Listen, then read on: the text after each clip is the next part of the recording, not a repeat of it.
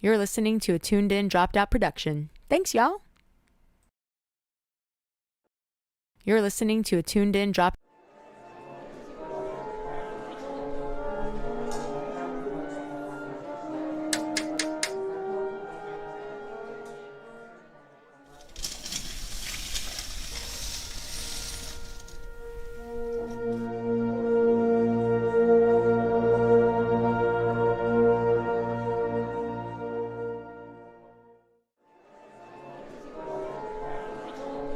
To go. Hello. Welcome back to Unmasked, the musing of two neurodivergent millennials. I'm Callie. I'm Alexis. And we're back. It's kind of right off the bat, I do want to mention on YouTube, we couldn't put neurodivergent. We had to say neurospicy because it was like flagged for some reason. It's a bad word. Yeah, it literally was like, you word. cannot say neurodivergent. And I said, interesting. What's your agenda, YouTube? It also makes me wonder what people have tried to use that word in a sentence as. That could be worrisome. I don't know why or how. Yeah, it's like, where is this coming from and why are we scared who of it? Ruined neurodivergence Who ruined on our YouTube? reputation? All of us. All of us. One slow burnout at a time. Dropping like little flies. Getting caught in like the little apple, like fruit fly traps, you know? I got a lot of them right now. The bugs have been like next level this year. Oh, yes. But I think it's because we keep getting these like warm spikes. Yeah. Like even on the like rainy mornings, I'm like, Yeah. okay. And then by the evening, right before the sun goes down, it's like, it's summer. And Yeah. you're like, what? Yeah, the So I bugs think are like, the bugs what? are like, we're trying. We're to sustain. We've died and we've come back many a time this must year, and we stay. don't know what season it is. It's crazy. No, Yeah. they are. They're everywhere. Yeah, it is currently. crazy. Yeah. Anyway, thanks for joining us. This is our podcast about bugs. We love bugs I here. don't like bugs that much. Okay, so we're I like doing the pretty ones. We kind of like bugs here. Like a ladybug. Yeah, and a butterfly bug. Yeah. Stick bugs are kind of sick. No, there's actually so many cool bugs. Like I could Yeah, when you sit think here about it, and talk about There's bugs. I'm pretty sure there's a beetle or a fly or a wasp, one of the three, that is like named after Beyonce. And I'll tell you what, it is a very it's a pretty fetch looking fucking bug. I highly recommend it. Just looks like Beyonce bug named after or whatever. Okay. Do a Google. So we're not actually a podcast about bugs. I'm really sorry No. if you are disappointed in this, but we're gonna get back to it. So this podcast is where Alexis and I sit down and we kind of talk through our mental health. Honestly, journey. Yeah, I guess so. Kind of like our journey in a way. And if you missed last episode, that's all right. We'll give you a little mini recap, simply of like the thing that ties us together. I mean, we've been besties for a long time, since high school, like over 15 years now. No, it's more than half our lives. Let's go. Put it that way. Let's half go. our lives, Which and is a counting. long life. Felt like it. It's felt It's like not supposed to feel this long. it's the half life of this it all. early. But So we got to do another 32 of these. Oh my God. Which is why we're talking thank about this goodness stuff. though, because we're unlocking. There's so much to Dude. implement. So much. And as you continue on this like journey of becoming an adult in this world, especially if you do have neurodivergencies, the more you uncover, usually the more there is to uncover. And then suddenly you're like, I think I'm at like, I'm figuring it out. I think I kind of have a good grasp on it. And then your brain's like, fucking psych, you got another goddamn neurodivergency. Bam, right in your face. And then you go, holy shit. And then you start thinking about that one. Oh. And then the more you start thinking about that one, the more new things start coming up. And you're Well, like, the other things just go like this. They're not gone. you're right. They just They're kind of back say, here. they're like, They're waiting their turn. We're They're good waiting now. in a little line. Yeah, they're like, we've done enough. We've done enough. You know what, ADHD, tap in. They're tap on in. rotation. It does feel like that It does a lot feel of the like time. that. But when something happens and you find another little treasure chest tucked away in a little crevice that you didn't necessarily know might have been there, it's quite something. So I think I can actively say I'm very happy to be doing this and like having these conversations with you, because I do think it really is going hand in hand with our personal healing journeys, honestly. Yeah. I mean, it's been pretty amazing to get to share that. That's also a good recap of our first episode. It's just like we have had each other and been very fortunate to have found someone very early with you know, just finding outlets and masking a certain way. And we could very quietly and understandingly support that and That's true. evolve that way. It wasn't even like a total like awareness as it was like find somebody that you like that actively helps regulate It was complimentary. Yes, complimentary stimming. Very naturally complimentary. And just like Regulation. correctly stimming and like rewarded by that. Yes, and thank God. Oh yeah. Thank Goddess. Like actively sit back and say, thank Goddess. But we've been able to unpack it together. Yes, and that's at really different a parts huge of our life. inspo for unpacking it outwardly because we're just at the tip of the iceberg, and we know that. And it's one of those things where it's like if we're just at the tip of the iceberg and it's already been like as intense as it has been. Oh yeah. You're like, oh, I wonder what else could be in here, and I think it's a good time for us to say, why don't we just open this conversation up? Yeah. For anybody who might be interested in hearing it, because I don't think we talked about this last time, but I don't think there's a lot of outward like representation of women with neurodivergencies like actively sitting down and having a very frank conversation. Like I know we are like together. Like there are, communities and we're coming together, but I think more people deserve to hear That about outrage. it. Yeah. Yeah. And also, one of the reasons we decided to do, or the namesake of this show, Unmask, well, it's about like unmasking your neurodivergent like little bit of a wall, or just like a mask, honestly. It's your little part mask. you're It's playing. who you've created to survive. Right. And then also trying to say hello to all the things that maybe didn't get nurtured through that. And that's fun times. And figuring out where does your actual authentic self align with maybe this mask that you created, and then that unpacking. It does align. It can be abstract. Does. Yes, I would argue. Honestly, that's a good way to put it, because I could say here now and kind of look back and say a lot of my experiences felt like they were being observed from like the amount of disassociation where you're like, I'm not supposed to have the memory from over there. No, but then you're watching like a scene. It's you're watching a scene, but the point of view is you. So you're like watching a movie of you watching the experience. Exactly. Yeah. Which is a very interesting thing to when you start to understand that that's like, oh, it's abstract. You were not in your body. I'm not here. I'm somewhere up here. Dropped in. Yeah, and that's not a actual like real place. It's a place that we've made up. Well, it was a place we could autopilot from, though. Like we were functional. Feel safe. We were functional, but we were not accessible. That's, I think, really. That's a good way to put that. Abstract, functional, accessible. My hot words of tonight. Everybody needs them. Let's go. We can keep figuring out those, but it does. It feels like. Accessible is a really good word. I'm glad that you mentioned that, because that is how I'm definitely starting to feel. I'm starting to understand what is and is not accessible to me just on like this journey. And it is very interesting to say like, oh, what has even like been inaccessible for me? Like I can't even access these things. So, so we're like, ooh, we're getting into it. And so another thing, we'll get back to like what we're doing. Another thing is we both share a very specific experience, which is being child actors, child performers.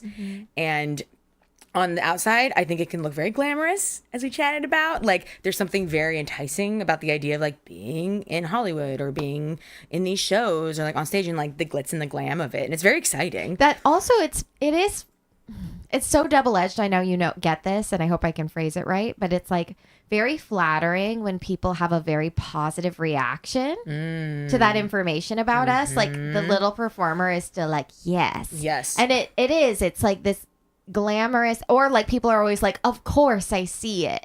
And like, it's like this bittersweet, like, ooh. You're like, thank you. Yeah, that is so much of who I am, no matter what. And a little bit of me loves that, especially because we're not doing it. And we're also Leo rising. But also, could we do it right now? Absolutely not. Oh. We know that. So it's just so all over it's so nuanced. There's so many sides to it. But I don't know. I feel like that's such a specific experience too, to be like, I can validate that it is kind of fun and cool. Man, it's like there's something about it that is very like the dark and like kind of like sexy kind of gray area energy is very enticing. Do you know what I mean? Because like even I think of like just being in the theater, or just like doing it, just knowing that it can be very gray. Well, because I mean, kind of, I think what we were going to talk about today, which I think is kind of leads into this. Get into it.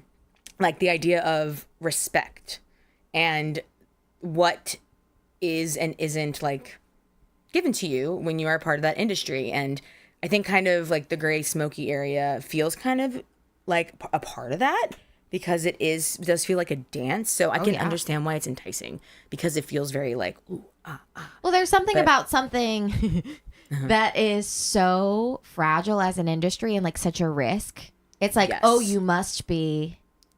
Yes. Like, you must be this to be doing this. Yes. Like, I don't know. There's something about, like, the mystery that comes with sustaining in that space. That's true. And then other people find it very mysterious because we do kind of shapeshift for a living. True. We forget that. True. Like, it's like, oh, I can do one show and you're going to get this from me. I'm going to do another one. It's going to be. Yeah. Like, probably very, hopefully different. As if we're ever used for things, like, in an array either. Like, we have our type. We're doing the same thing most of the time. We got our type, and that's it, not baby. our fault. That's not our fault. We'll get into that back at into some respect point, too. But one more thing I want to say, like when you talk to people about your experience, like because there is like that sounds really glamorous, interesting. It is also really hard to like sit back and you have to do kind of this moment. You have to take a bit and be like, okay, how much am I going to express? Like, how much am I actually going to say about my experience?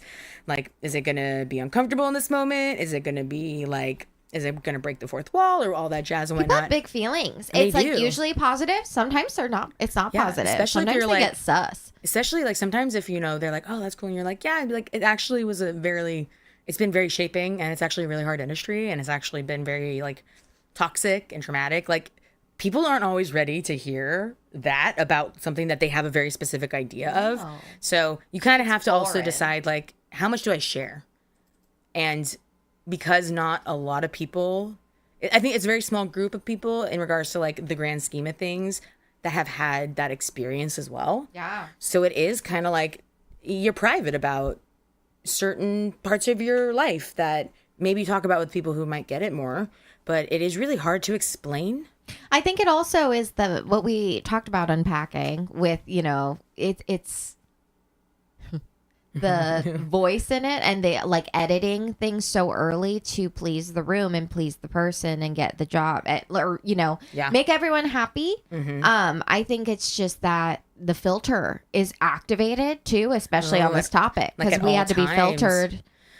You're right. Through everything. No, Every moment was an audition. You wake up, you walk. If you're on the street and someone sees you, they might not like your behavior outside of the audition room. And if they see you like in an audition room and they're like, I recognize that person, they'll be like, absolutely not. And then they can turn to the person next to them and be like, this person's this kind of person, which is a very interesting dynamic because it kind of creates it's like the banana phone, a game of telephone in a way.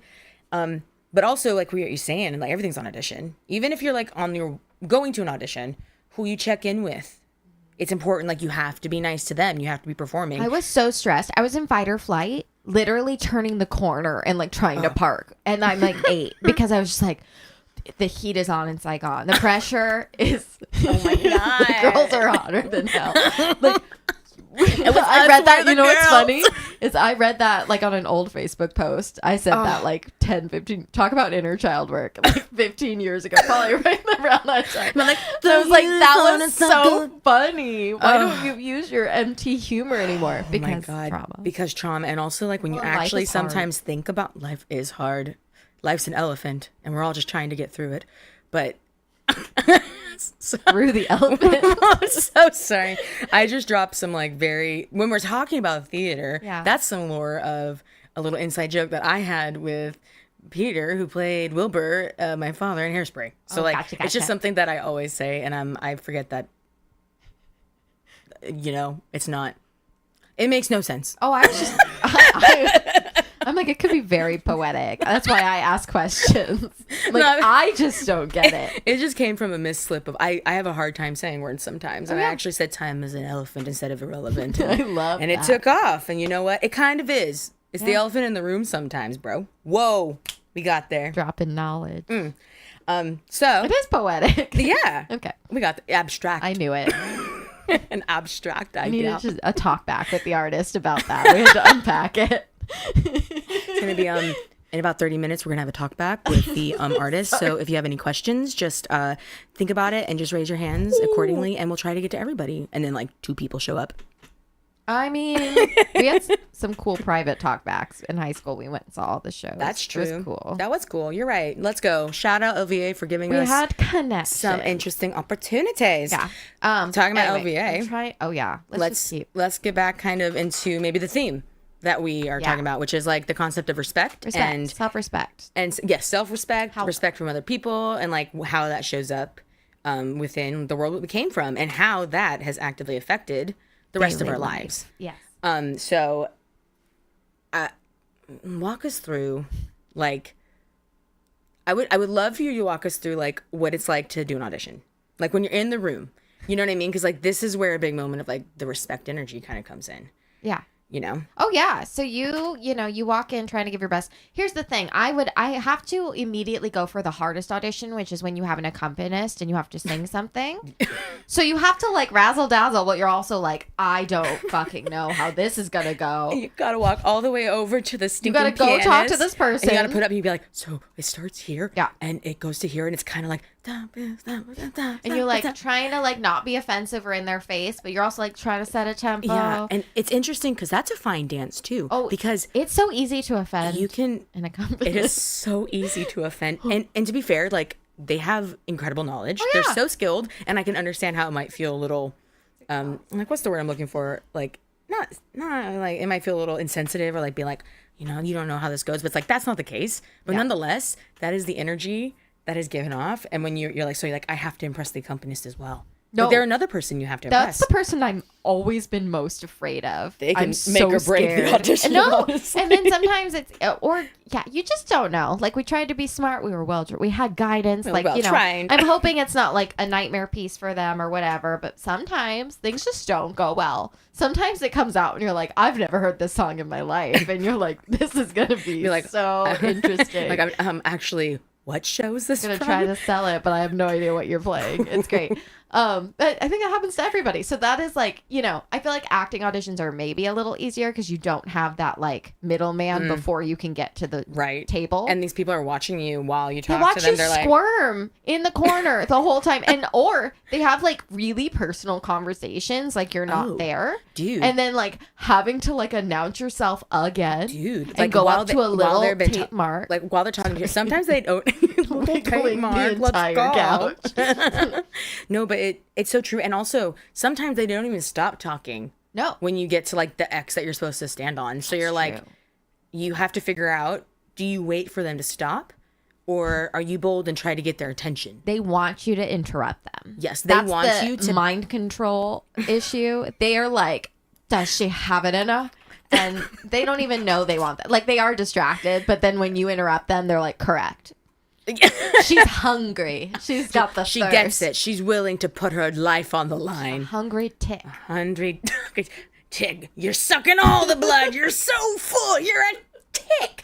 Rip Mr. Edwards. Takes us back again. We talked about him in both episodes. Watch him show up every episode. Sweeney Todd. Sweeney Todd. Honestly, great production. It was so good. I can actually say it was. He coached us to be, you're a tick and you're bloodthirsty. Yeah, when he was trying to give us notes, and I'll tell you what, it worked. It did work. That's when the show came together. It did work. Yeah. I hate that it worked actually because it was insane. Yeah. But the audition room. Yes. So that's how it feels. Yeah, and then you start your audition, and who knows, maybe you get to do your entire song. Maybe they cut you Most off of the halfway time, through. they're like, we're good. Yeah, and they'll be like, great, thanks, we've heard enough, and then you leave. Sometimes in like, especially in the film world, you might not even open your mouth, and they're like, actually, like, no, we're gonna pass looked at you because it's literally what you look like. Oh yeah. And what about the international commercials as children? Because I know we both did these. Yes. I would like go to an alleyway and get a Polaroid taken, and then I'd have to wait if I made the cut from my Polaroid. And we drove from Vegas to LA to do that. And then sometimes, not usually, sometimes I got to stay and talk. And I would get like 3 lines out, and they'd be like, you're great. Thank you so much. And we never heard from them again. Absolutely. Mm-hmm. Man, it's so true. And then when you're young, and that's kind of hard to sit in too. And also, you're taught at a pretty young age that rejection is it's like rejection is a part of life. It is huge It's part of life. important to like know that, and that's a really good lesson. I'd say 80% of life is rejection, Yeah. especially when that's all you're doing. Especially, but I do appreciate like that life skill that I do think it gave me was the ability to accept rejection simply because of how much you have to deal with.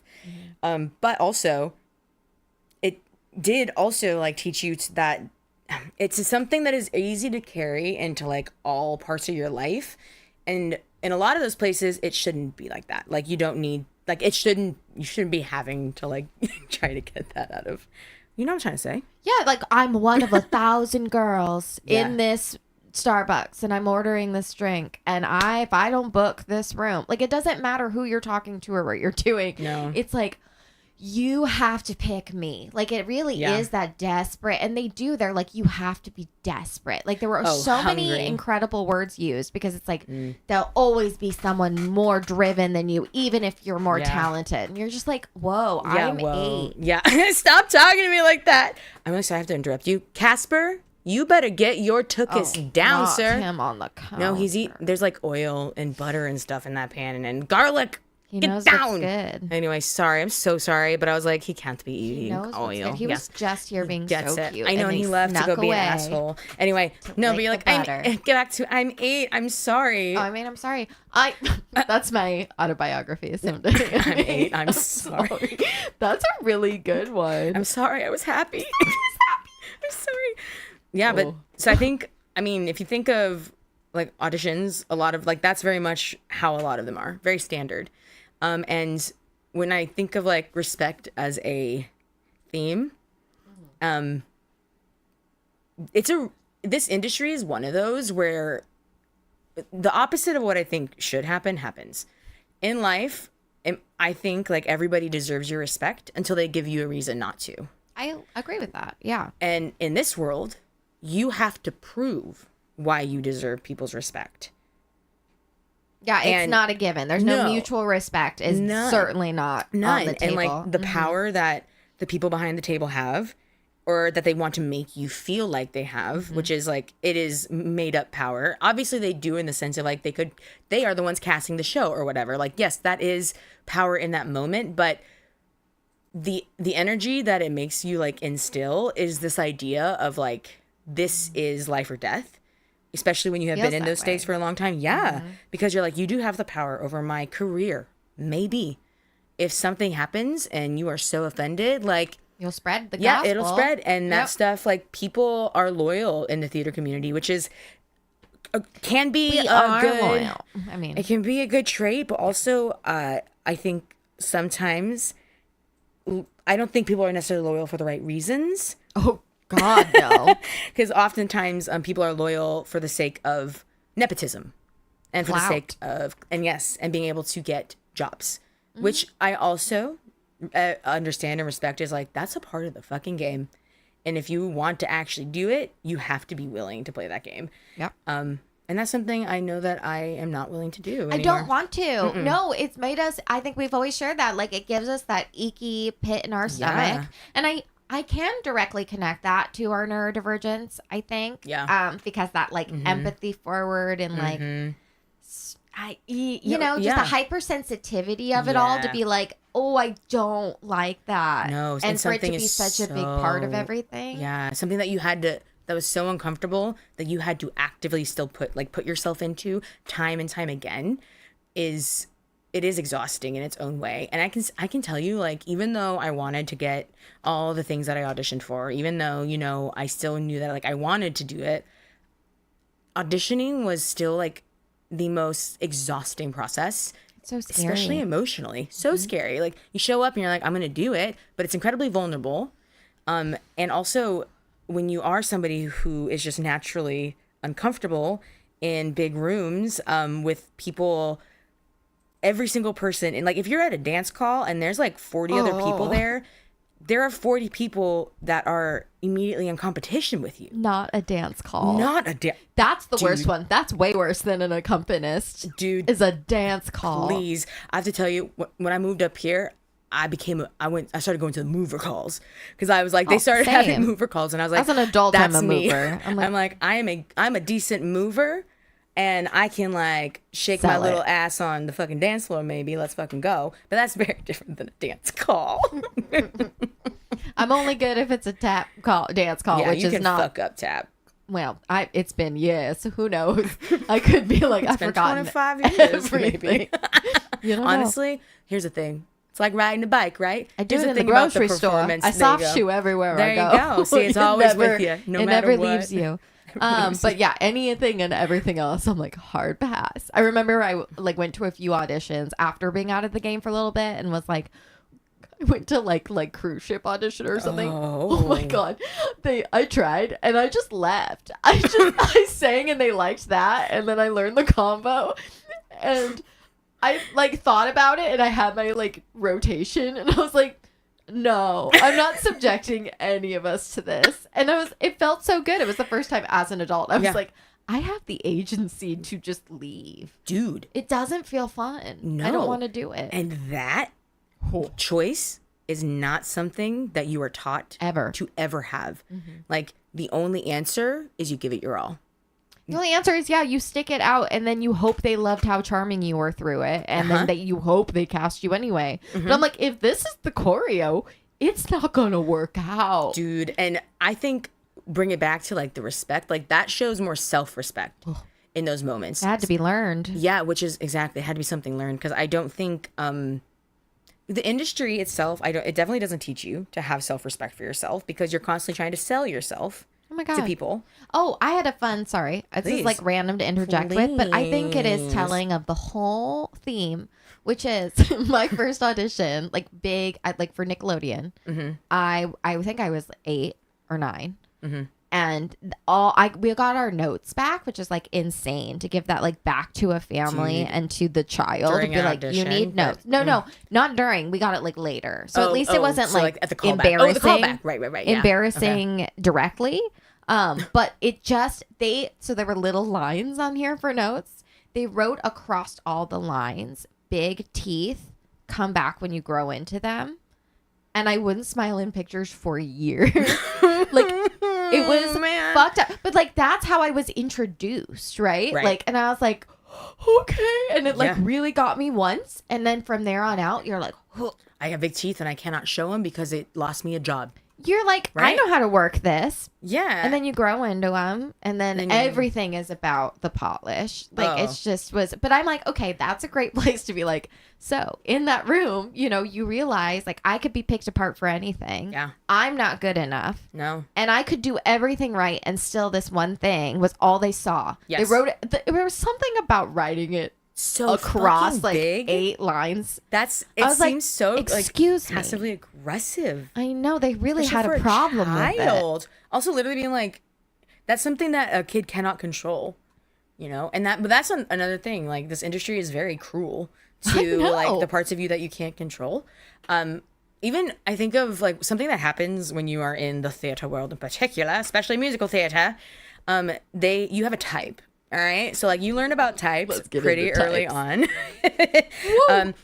And immediately the first thing that is going to determine your type is what you look like. Like as a femme person. Also your general vibe. General vibe. People are like, it's giving. And they started doing that when we were very young. And then as we evolve, your type changes. It morphs. Yeah. And then especially when there's something about being told, it's like, okay, this is my type. And then you have this understanding. And now you're like, so the only things that I can do are things that my type does. So you start pigeonholing yourself immediately. Yeah, no one's even going to give you audition material that's not your type. Because what's the point? You're not going to win. No. You're not going to book. You won't be blessed and booked. You're going to be out on the streets, I tell you, out on the streets. Waiting tables, I tell you. You're doing that anyway. How many have I waited? I don't know what I'm talking about. You have to continue to do that anyway. It's okay. It's a part of it. Well, it's a part of it. And that comes back to like all the self-respect of it. Like even all the different like survival jobs that you have to live. And always service. You and I like very different areas, but like have always been in service because those are the rooms we can book. But those also so quickly become the most oppressive rooms. And you're like, oh God. Yeah, especially because when it comes to like customer service, there's just an immediate like like blanket this whole like you're in customer service, so you can't say anything against me. Hold on, pause. I know. Casper, I watched bruh, him do it. get down right now. He's caught on camera. Do you mind like pretending to stand up over there and like going to get him? Thank you so much. Oh, well, you can scruff him. You can go and scruff him as he is. He's back. Little shit weed. He's like, they were getting into it. I need to interrupt. This is about me. Man, talk about divas. Am I right? He is the star. I don't even know what we were talking about. The booking rooms being the type. So yeah. Oh yes. Yes. So you get like Type. pushed into this little Pigeonholed. type and pigeonholed. And then suddenly you're like 14 and you're like, so my type is a 45-year-old woman who has been working in labor forever. Thank you. But like Spitfire girl. That's the best example. Let's go.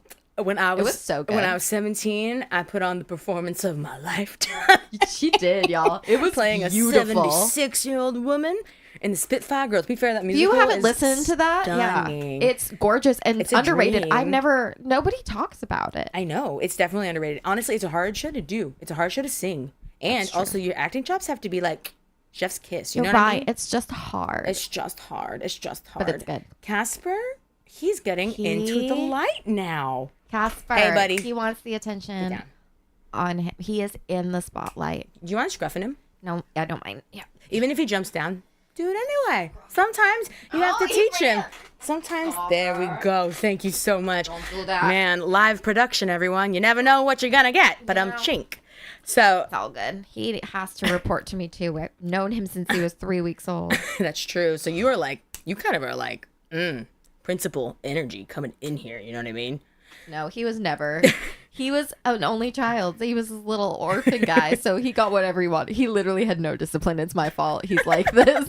I mean, And my I mom's. also give him everything he wants. sweetest boy. He's a very charming cat. Oh, someday we'll show pictures of all of our cats. We Someday, got don't some worry. good cats. We got good cats, but bring it back to typecasting. Bring it back. Bring it back. But yeah, so when you're young and you have been just like told, so if you want to do this for the rest of your life, these are the things that you're going to be doing, and only these kind of things. So you need to train to be able to do only This these is things. who you are, actually. Yes, and it's depending on what your type is. Like, it's the expectations are very aggressive, no matter what.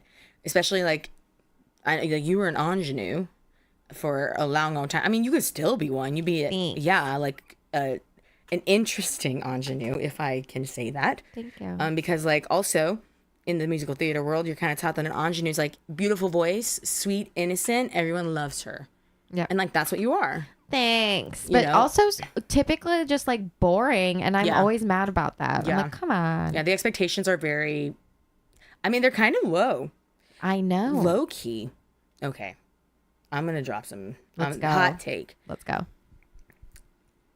I sometimes think that the expectations that are set in a room are not like they're not the kind of expectations that allow for people to be surprised. They're not the kind of expectations where like people are willing to open their mind. Like when people have a very specific idea of like who they want to cast, like what this part looks like, suddenly they're only thinking about that. And it's not often that they're willing to give chances to people who could fucking rock certain roles, and they just don't give them a chance because that's not their type. They pigeonhole, pigeonhole themselves. you. I am the production and the creative scope. Yeah. And so we all are like put in these little boxes, and then we're walking around trying to fit in these little slots. Yeah. And it doesn't really have to work that way. No, especially when while you were trying to like train and be the best version of yourself, like as an actor as you can be, you are also trying to learn how to be a fucking human in the world. There was no time for that. No, yeah, honestly, for real. Because I can say, as soon as I got into the real world and it was like, figure it out, I was like, I don't have the skills. In the sense of like, Oh, absolutely. none. None. There's so many certain things that I'm like, we've just been Scrappy Madoo over here. Scrappy Madoo. I keep saying Scrappy Madoo. Let's I like go. it. It Let's go, sticks Scrappy now. Madoo. Thank you very much. But We'll make merch. Scrappy Madoo. I like it. Honestly, I'd love to design it. True. But yeah, Scrappy Madoo's over here. But which is I'm grateful for, which is something that I think the industry did help us understand, because there is something about the performance industry. You will do, it's like when you're taught to do anything you can to book the role, it's like you're like, sure, okay, fine, I'm gonna get creative.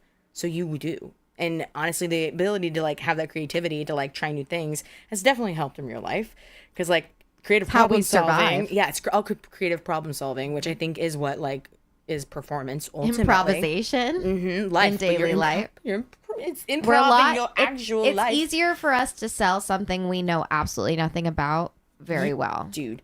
than most people, and I'm very grateful for that. But then it's also exhausting because you're like, I know nothing. I've been talking out of my ass for weeks at this new job, and I still don't know what I do. And sometimes that's the case. It absolutely is, and but the thing is, you do what you have to, because you have to make money.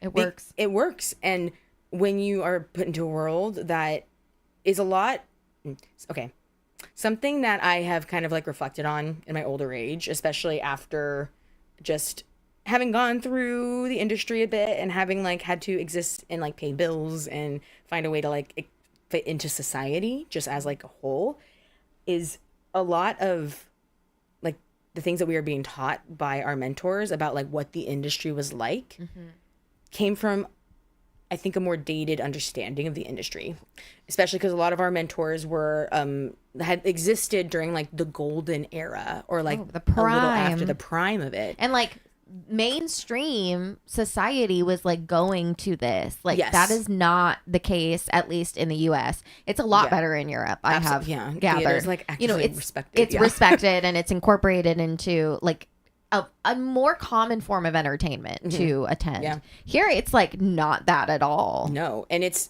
what it is it's very the theater world is not safe from capitalism, and because of that, it's a fucking money. It's funded by it. Yeah, it's funded by it, and like when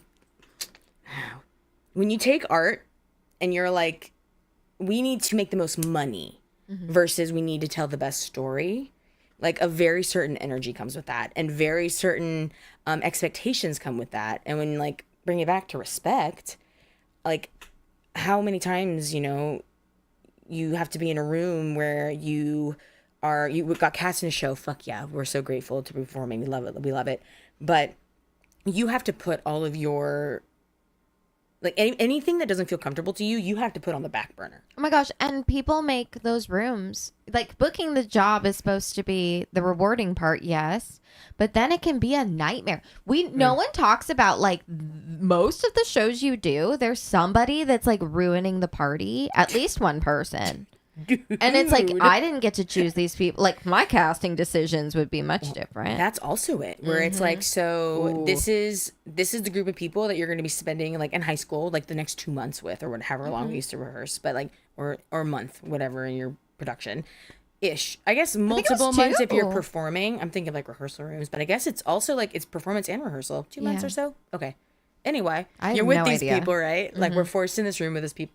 We're not forced. We feel like you're forced. Well, we've been organized. I think that's fair. Yes. We did not choose the concoction of personalities. Yes. We have no say. No, and that is a part of it. Great.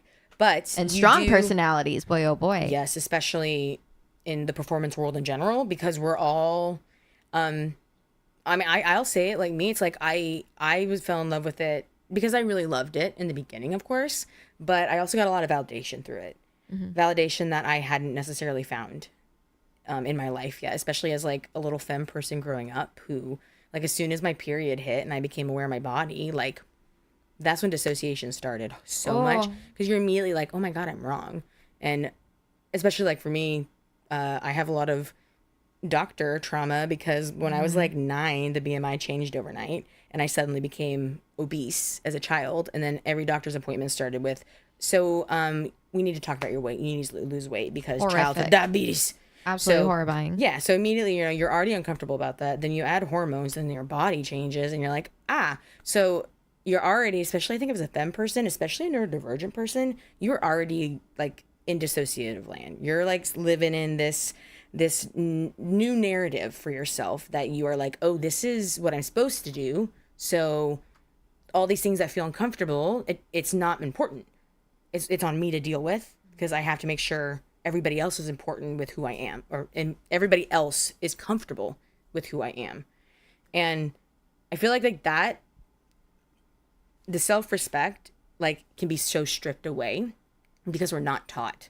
Like, in those moments when you feel the most vulnerable and the most, like, upset with yourself over something that you can't control, like, it's really easy to start beating yourself up over it. Oh, yeah. And that definitely bleeds into performance worlds, because if you can't get a note, and you get a note, obviously notes are important, but, like, maybe if you have, like... There's always a spicy note. There's always a note that you go home and you're like, I don't agree with that. I think that was out of line, which is so funny, honestly. I'm like, I could take a lot and I'll take it to my face and in stride, no problem. But am I like, I have notes on your notes? Always. I have notes on your casting. I have notes on your how you conduct yourself, actually. Also that, like, some of the language, especially directors, the people who are in charge of the room sometimes. So another thing that happens, I think, especially in regards to, like, that kind of power trip, when all these people are so hungry to perform, they'll do anything to impress these people. Like, the power trip is very real, or it can be very real. And that is a very uncomfortable place to be, because you're looking to this director who you need to make happy in order to perform, because you don't want to get in trouble. Because if you get in trouble, who fucking knows what they're going to say to you? Like, will it be verbally abusive? Usually. Like, are we going to throw a chair today? Yeah. Are we going to, like, fucking get in a kid's face and scream about how, like, they can't stand in the fucking right position or whatever? And it's like, where's that, the self-respect doesn't exist. Tell them you're going to replace them? Literally. And it's like, yeah, you're replaceable. There are, like, hundreds of other people who they could love fill to this do job. that. It's their favorite. Let me check you on the hierarchy in this room. It's a constant narrative, and you're like, I got it. I'm sorry. Yeah, and then you have to regulate yourself around maybe cast members who maybe make you uncomfortable, or maybe there are people. Some just give you the ick. I'm gonna be honest. It doesn't mean they, like, can do. Again, it's working so intimately with people. And so many different people, and in, like, weird mixes, and sometimes you just don't mesh. And yeah, you have to ignore your signals being like, this is not my human that I would choose to be near, actually. Yeah. You have no. And then you feel, like, guilty about it too. You're like, I can't have beef because then I can't work. Yeah, because everybody has to like me in this room. I have to make sure that everybody thinks that I'm really nice, and that I am really reliable, which is, I mean, obviously, like, things that we want to be. But when you are constantly having to, like, regulate yourself to be this version of yourself, even if it is, like, the most uncomfortable thing to do, like, that's very damaging to, like, a growing brain. If we want to get back to, like, the trauma idea of it. Well, it's the fight or flight. Like, what am I supposed to do or say as quickly as possible to be correct? Like, what is what might be wrong? Yep. And everyone's gonna love it, and it's gonna be entertaining, and it's gonna be charming, and I gotta razzle dazzle, baby. I don't have a choice. And, like, being upset, or, like, even that had to be kind of glamorous. Like, it was just this navigating of, like, just constant. Yeah, it's the constant show. It's like you're always putting on a show. There's no You're right. And there's no private moments. And I think there's a reason we don't remember.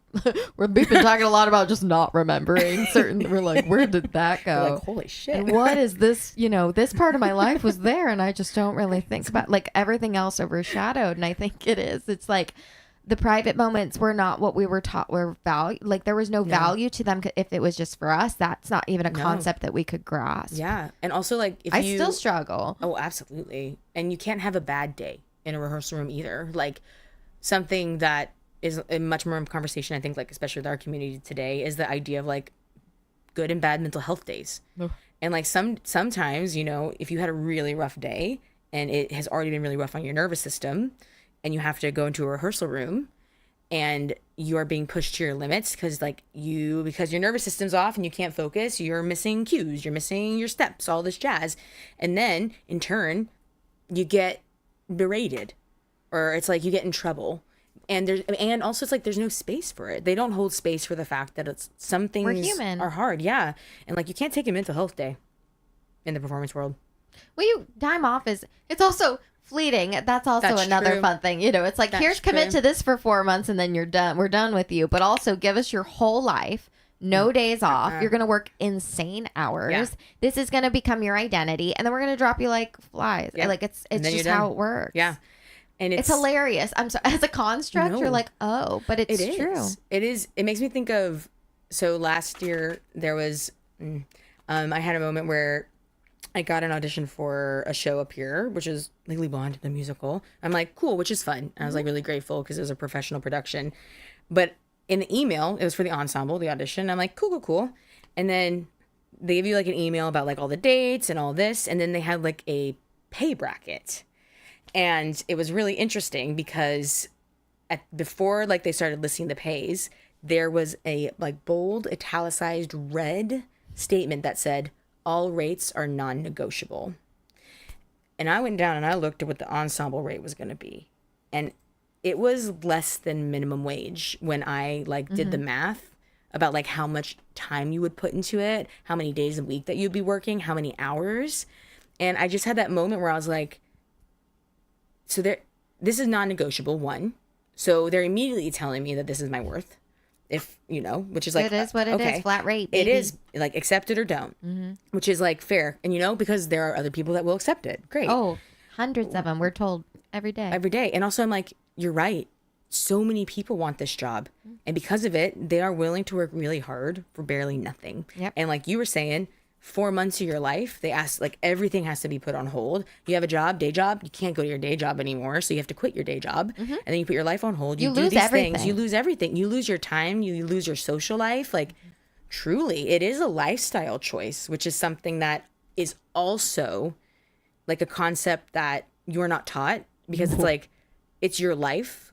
It's an expectation. Yes. I don't think we knew there was an option against it until we aged and life happened and things fell into place. Yeah. And we were like, actually, to be an authentic person, I can't just do this all the time and like not have anything else. Like, and then we both started to have these aha moments of like, actually, I'm really interested in this. Actually, I'm really good at this. Oh. And we never had any space for it. Yeah. Right. And like, crazy. especially, it's crazy. It really is because, when you have those moments in your life and you start realizing this, you kind of have an identity crisis. Multiple. Yeah, like every day, because you're like, oh my God, like I was doing something that, it actually felt really uncomfortable to do and really bad to do. But this is who I define myself by. And when you have to start, when like the crack starts, like one little crack, it's like the beginning of the flood. It really does, because suddenly you're like, I actually really like doing that thing. Oh, I could do that thing and be happy in my life. That's been a big moment for me. But And just like general like downtime. I think that was I still Shook. like it is both our favorite things and still a very difficult thing, I would argue, at this point in our lives, because it simply did not exist no. for at least 20 years straight. Well, Yeah. trying to think honestly. Probably. Easily. Yeah. Well, especially if you include like going to high school I in guess the way that we did. let's it say was 15, consistent. 15 years straight. Still a fuck a ton of long time, especially when like what you're doing is physically exhausting, Yeah. mentally and emotionally exhausting. I think that's also something that we were not taught to give emotional like exhaustion the time of day. Mental health was not a conversation that we were having in any of these rooms or at home. I mean, your home is I very was different. lucky, and my parents like I'm were grateful very for. funny because they would do like crash course self-care. Like I just simply didn't have the time, but they were also like a little nervous. They were like, "She's gonna break. She's on the edge. We better like."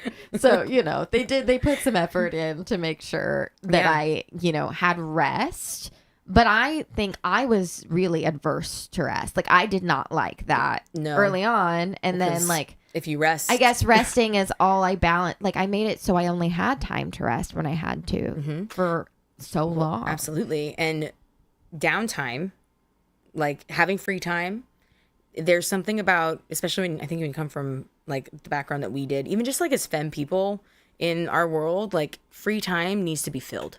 Like that is like the narrative that exists. It's like currency. I mean, Yes. and we feel guilty if we hold on to it. Yeah, and the guilt like leads to the shame, and then suddenly you feel shame when you're like, embarrassing. yeah, when you're like, actually, I don't want to do anything, and then it's like, oh, okay, because it's like you're being really unproductive, or you're being really boring, or whatever, which is obviously a very false narrative as we're learning. Oh my gosh, now we know. We're like, we have to fill our cup. Everything Yeah. else is so much more so much more fun, and we can be so much more present Yeah, if we take that time to be Yeah. like, actually, and like, dude. I think it's equal parts like sitting in the uncomfy and moving through that solo when you really, really don't want to do it alone. That's been a big reoccurring thing. Especially when you're in the shits of it. Yeah, and then just full like inner child gremlin mode has to be done solo, like 'Cause it pretty has to be frequently, done. especially at this point when we're trying to like relearn or learn in general how to play, because we, in a way that's not like curated for us. Dude, Not I structured. was just thinking about this today, because that's been a lot of the lessons that I'm kind of getting from the Sweet Universe right now is getting back to play. And something that I'm kind of understanding and coming to terms with is the idea of like what I thought was really fun and the kind of play that I love doing. It translated immediately into the theater world, into the performance world, because you're playing pretend. And like obviously Amazing. that's like the tets, and you're You're like dressing using, up. and you're using your imagination to create this character and this story. It's amazing. But when it becomes your life, and when it becomes your career, and when it becomes the only thing that you identify yourself by, or you feel safe to identify yourself by, like it loses what like play is supposed to be. The joy's gone. The joy is gone. That's been And you know, something that I've been moving through as well is, I think you also experienced this, was I actively lost my joy of singing. Oh, years I couldn't access. Yeah, how sad, right? Like, and access it. It was You're talking about, it like, was a being able to wound access where I was things. like, actually, I can't. It's too hard. It's like, and too it's hard. literally too raw, because you're like, it hits a part of my life that I cannot face. And so hard. you know, it's so hard, especially when it is who the world sees you as, and who these what the expectations are, and also to like bring it back to that idea of respect. It feels like, when it comes to like self-respect, a very disrespectful thing to do to yourself, to give all of your joy away. That's a beautiful way to put it. You funneled You it know? out because Yeah. I was hot off the presses, and that's what you had to do. But Yeah. you do run out. You do. I think we've learned that on a lot of fronts. You just run out. You run out. We can't be so willy-nilly with these resources. No. And when you have to come back to now, like as we are talking, like in doing our inner child work and healing our inner teen, the number one thing that you have to figure out how to get back in touch with is playing. And like your ability to play and find joy in those And it simple bubbles things. up in the craziest little things. Craziest way. And when you have to face that like reality, it's very it can be really humbling. Absolutely. And also enraging. You know, Feel robbed. yeah, there is that feeling of a wrong has been done.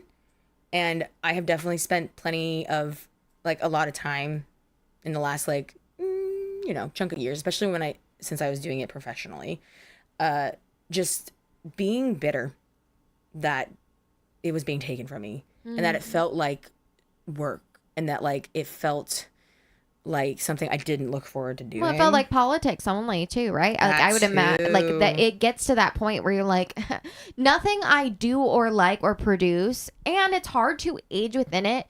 Oh. And once I would argue it's like when our brains stopped cooking, like mid-20s. I think in general, like an ego and everything, it's like actually I can start to recognize, despite the all the doubt, obviously, and the self-sabotage that is gonna happen. But it's like, oh no, actually, I believe in what I'm producing. I know I actually can more confidently be like, I did really well at this, and this should have reflected this. And it gets really hard to accept when people have other feelings, or it feels very scripted and it doesn't feel honest. And then it's just it starts to create new wounds where it's like, okay, I've done everything I'm supposed to do. I even am starting to see that I'm good at what I'm doing, and that's not how I'm being received or spoken to. Is that ever even going to be possible? Exactly. Oh, isn't that interesting though? Like when you finally start clocking the fact that you deserve self-respect, and when you start noticing and like recognizing that, you will start seeing how so many parts of your life do not treat you with the kind of respect that you deserve or need. And that's like a big unpacking. And I definitely thinking about like being in rooms, like when you kind of start understanding your worth. So, okay, I'm going to tell a little story, especially because it really goes along with all this. But when COVID hit in 2020, I was in the middle of rehearsing for a new show that was going to open at Village called Hansel and Gretel and Heidi and Gunther. Ripped that show. I'm so upset that it didn't get to be seen. But maybe someday. But that's like that's the biggest loss of that moment. But so we were doing that. We got shut down on opening night, and my server job went away, and we all quarantined. Right? We all went on lockdown, and suddenly, like, I had so much free time that I did not have before because my entire day would be booked. I would be gone like all day, and then you come home at like 8 p.m., like 10 p.m. or whatever, and then you do it again. And because it was like, this is temporary, it was a lot easier for me to sit back and be like, I'm just gonna do what I want then. And then I found a routine. I started doing yoga. I started meditating. I was able to cook all my meals. I was able to take care of a house, do puzzles, all that. We were all in that zone. And it felt really good. And I remember I got a little bored through it. Not bored, but I was like, I really want to like get out in the sense of I want to feel a little more purpose. And I also was going to need to make money.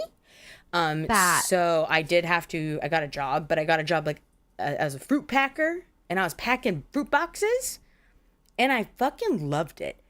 And then I started work sharing on farms, and that led me to be a part of the Snoqualmie Valley Farmers Cooperative that I eventually managed, which is insane to think about.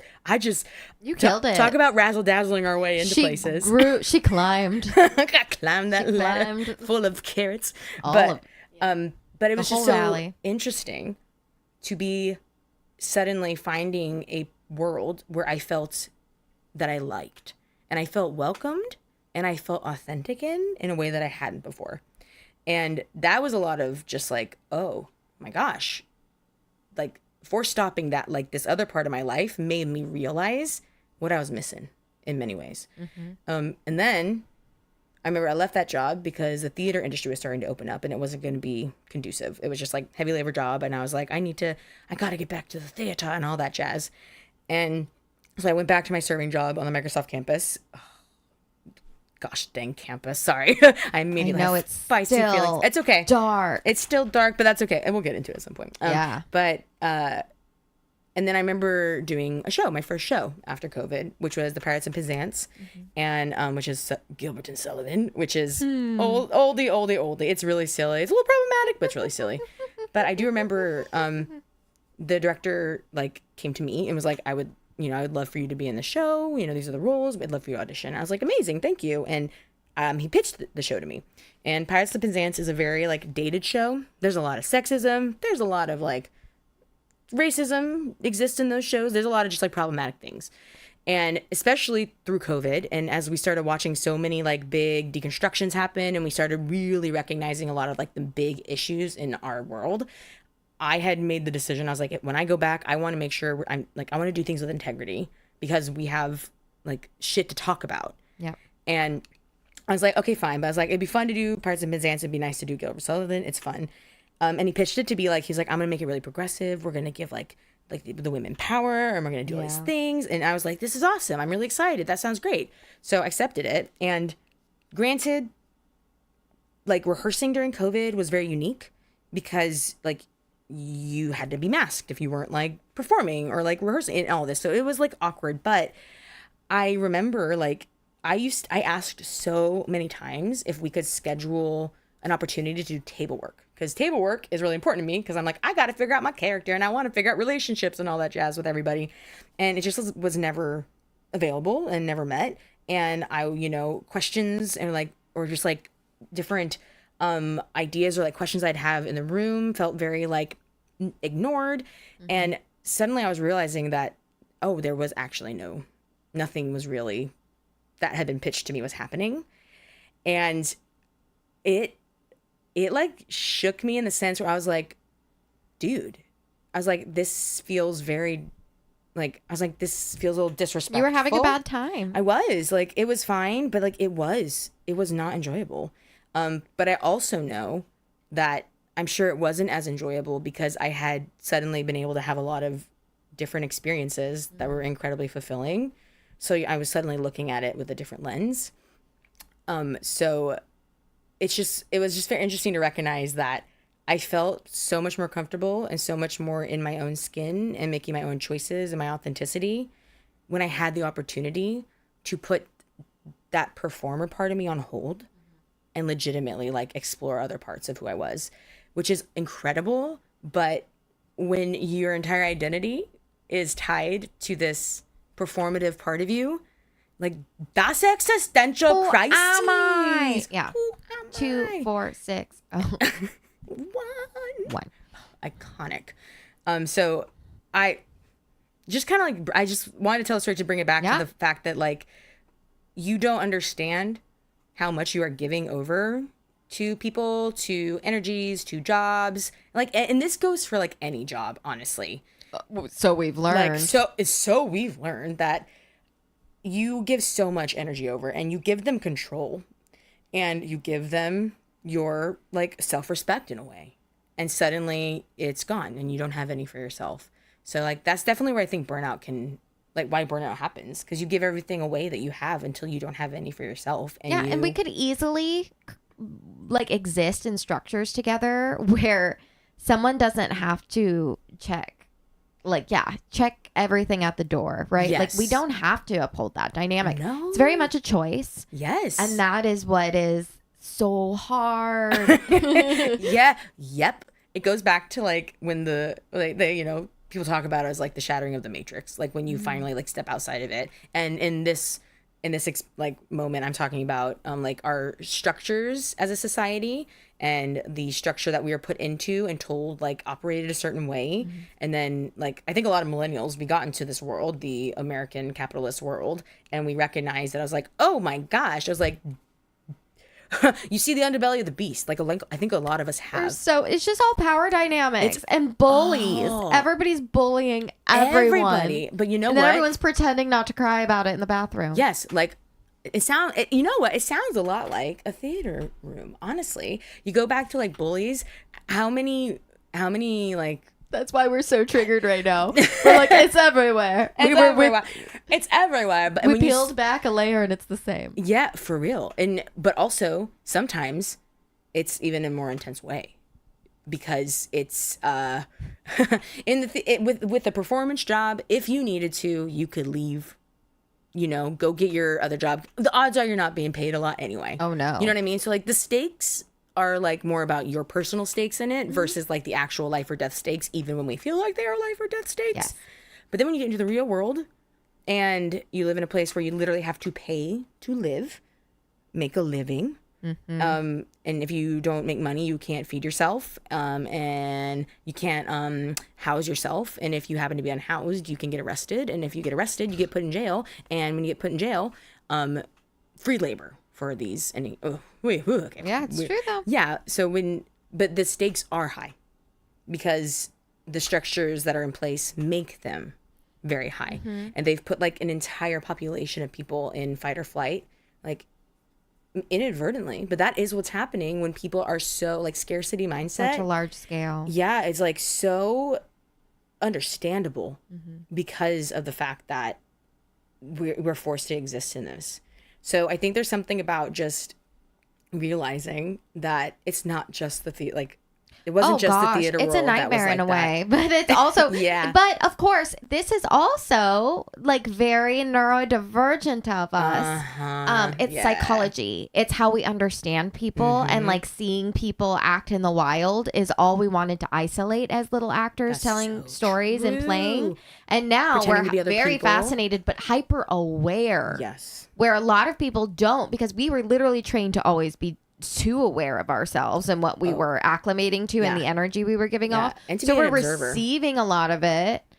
And we're like already hypersensitive people without that layer. And I just feel like a lot of people, are like buckling under the same pressures, but like don't have any of the training or the language to like mask through it. And so we're seeing a lot of unraveling in the wild. Especially right now. Holy smokes. Which is why it's like, it is a little easier to just like give in to whatever's happening, because I'm like, everybody else is feeling it too. It's not just me anymore, or, you know, like my group of people that are like recognizing that things are fucked or are a certain way. So that is nice, at least in terms of like, we're all in this together. You know what I mean?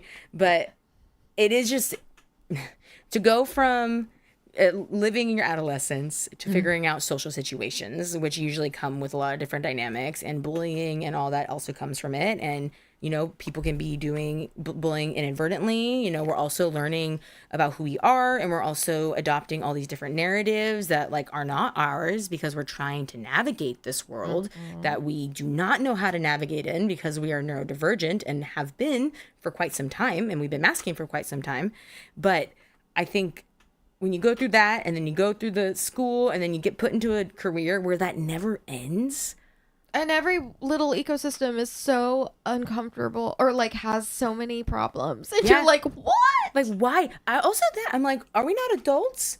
Like, did we? No one can self-regulate. Take it back to FB1. That's what it is. Nobody self-regulates. Nobody. It's because we're not taught how to self-regulate. Like, that's something that, like, when you talk about reparenting yourself, which is something that you definitely do when you're doing therapy and you're going through all the inner child work, like, that is when you teach yourself how to self-regulate. Yeah, and guess what? Self-regulating is inherently a somatic practice. So it ties back into all the things you have to do, the work that you have to do to, like, find that mind-body connection and get to know it better, so that you can navigate in the world more kindly, because you know how to freaking regulate yourself. And you're aware of yourself in the world, in the sense of you, if you can be in your body in the world and you are regulating yourself, you can, it's much easier to like see people for who they are, and to just like kind of see like what's happening. And usually if somebody is mad, like they're projecting, right? Like projection happens all the time. Mirrors. All the time. And so when you can self-regulate, or at least you notice it, you can pinpoint this, and it's a lot easier to have grace. But if you have no idea how to do that, and if you're in dissociation land, which a lot of people are, like a lot more than I think we even really understand. Oh yeah, their nervous systems, most people's nervous systems are not in better shape than ours are. No. Like, we're just taught due to the elements, right? Yes. And like ours kind of started that way, but we have a lot more tools in our little kit than the other people do. So I think, well, it's also because it's been something that has been just prevalent in our lives for a very, very, very long time. So it is more, I find it a little easier to like really accept this unpacking of it, because I'm like, oh, this makes sense for a lot of different parts of my life, right? So it's a little easier to do. But no, when people can't regulate themselves right now, because we don't know how to, and also everyone's under so much stress. Yep. So it makes even just like simply going to work exhausting. I'm so tired. So tired. Just like having to like exist in the world and be perceived, which in itself is a performance when you are neurodivergent and you do not want to be doing the thing. Most people don't want to be. No. Like when you're a good performer, when you're raised to be a little performer. Is like, don't go. Yeah, you're performing in every place of your life. You're gonna throw up. You can't go. That's what my body does. Brains out. She said, literally, who knows? Who knows, man? You're gonna faint. We're gonna do anything we can to keep you from the thing you have to do to survive. To survive. Okay, and thank you. It. Yeah, I mean, it's like, thank you for like letting me get to this point of like wanting to survive. I think that's like, that's a good thing. I keep that handy. Yeah, and that's been like one of the biggest. I mean, that was a catalyst for me, like being willing to face my mental health. Because last year when I had a mental health crisis, I was just in the moment. It was when I was helping unionize my last workplace. Really hard. I was being spread really thin. Nobody was respecting my boundaries. Really hard work to do as well. Also, just people pleaser, running on fumes anyway. Cool. Neurodivergent, whole mess of things. But they were they were talking about maybe like me coming on board and like working for the union. Like I was being hunted in that sense. And and I was thinking about it, but then I had a really big heart to heart with with my, like, the person who I was working with, my rep. And it was like the first time that I actually said out loud, because I was explaining how exhausted I was and how, like, bad I felt. And it was the first time I, like, outwardly said, I don't know how I live another, like, 30 years feeling how I do right now. Like, legitimately, and meaning it. Yeah. And it wasn't like there wasn't like the ideation. That was not a part of it, you know, of like that in like the idea of like suicide or anything. But it's just more of this reckoning of like, oh my gosh, I am so not okay that I truly don't know. But within it as well, it unlocked like the want to be okay. Yeah. Right. You're like, where do we go? What do we have to pursue now? Even though it's really hard. Yeah. So we can start to get to a better space, because that's always the motivation, which I'm grateful. Yeah. We both have access to that pretty readily, and not everyone does. And I hold immense space for that. And I think that's something that a lot of people don't talk about enough. Yes. Is how out of control intrusive thoughts and feelings like that can be. And so much more so. Like, and they can control your whole life. They can control every thought process, every narrative that you are telling yourself, and often they're lies. Oh yeah, it's just holding space for that always, even though that's not our direct experience. And I'm always like, how did I dodge that one? I really like. Yeah, it's not. It's it's very legitimate, and I'm grateful that our gut reaction is, how do we start to crawl our way up?